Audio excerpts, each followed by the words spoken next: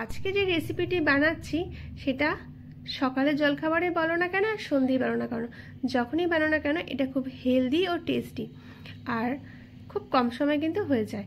তার জন্য আগের দিন রাতে খোসা সমেত মুগ ডাল আমি ভিজিয়ে রেখেছি, যেটা মিক্সারের বাটিতে দিয়ে তাতে রসুন, আদা, একটু লঙ্কা দিয়ে একটা পেস্ট আমি তৈরি করে নিয়েছি সামান্য একটু জল দিয়ে। পেস্ট একটু মিহি করে তৈরি করে নেবে। এবার একটা বাটিতে ওই পেস্টটা ঢেলে দিয়ে তাতে দিলাম রোস্টেড বেসন, যেটা শুকনো কড়াইতে একটু হালকা করে ভেজে নিয়েছি। দিয়েছি জিরে গুঁড়ো, লবণ। এবার একটু ভালো করে মিশিয়ে নেব। এখানে একটু আমি জলও অ্যাড করেছি যাতে একটু ব্যাটারটা একটু পাতলা হয়। এবার আর কিছুই না, কড়াইতে এবার কোনো রকম কিছু অ্যাড করিনি বা তেল বা বাটার কিছুই দিইনি। এখন শুকনো কড়াইতে এইখানে ব্যাটারটা দিয়ে নিলাম। ব্যাটারটা দিয়ে পুরোটা গোল করে এভাবে ছড়িয়ে নিচ্ছি। ব্যাটারটা যদি একটু পাতলা করতে চাও তোমরা পাতলাও করতে পারো। আমি এখানে যেহেতু একটাই করব তাই একটু ব্যাটারটা ঘন করেছি।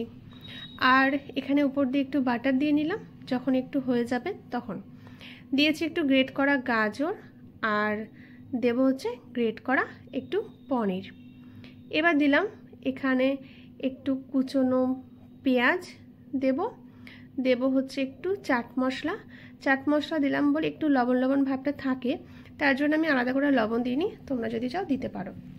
দিয়েছি একটু গরম মশলার গুঁড়ো আর একটু ধনেপাতা। আর কিছু এখানে দেওয়ার প্রয়োজন নেই, লঙ্কা কুচি চাইলে দিতে পারো। এবার দেখো খুব সহজে কিন্তু এটা উঠে গেছে। যখন এক পাশটা হয়ে যায় খুব সহজে উঠে চলে আসে। এইভাবে একটু সেঁকে নিলাম, তারপরে আবার এভাবে উল্টে পিট করে দিচ্ছি। এখানে আমি আর একটু বাটার আমি দিয়ে নিয়েছি। এটা তোমরা চাইলে দিতে পারো নাও দিতে পারো, তবে একটু বাটার দিলে খেতে বেশ ভালোই লাগে। এইভাবে উল্টে পাল্টে ভেজে নিলেই তৈরি হয়ে যাবে এই জলখাবারটি। তো সামনেই তো পুজো আসছে, পুজোতে তো অনেক কিছু খাওয়া দাওয়া হয়, তার আগে একটু হেলদি টেস্টি নয় খেয়ে নিলাম। আমি এটা পরিবেশন করেছি একটু স্যাজওয়ান চাটনি দিয়ে।